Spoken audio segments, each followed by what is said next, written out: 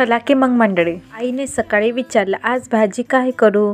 काहीही चालेल पण हरभऱ्याची भाजी नको हं. आई काहीही बोलली नाही. मुगाची डाळ भिजली, हरभऱ्याची पाने छान कापून घेतली, तेलामध्ये जिरे मोहरी तडतडून फोडणी पडली आणि कढईमधून असा सुगंध आला की सुगंधानेच भूक लागली. हळूच जाऊन बघितलं तर मला हरभऱ्याची भाजीच दिसली.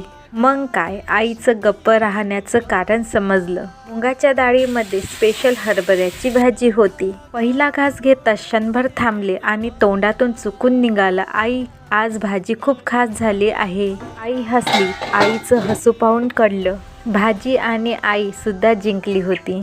त्या एका ताटात तिचं प्रेम, तिचं कष्ट, तिची काळजी आणि आमच्यासाठी केलेली न बोलता प्रार्थना. प्रत्येक घासात मायेची ममता असते. आनंदाने सबस्क्राईब करा. फुल व्हिडिओसाठी खालते त्रिकोणाचे बटन आहे. पुन्हा भेट.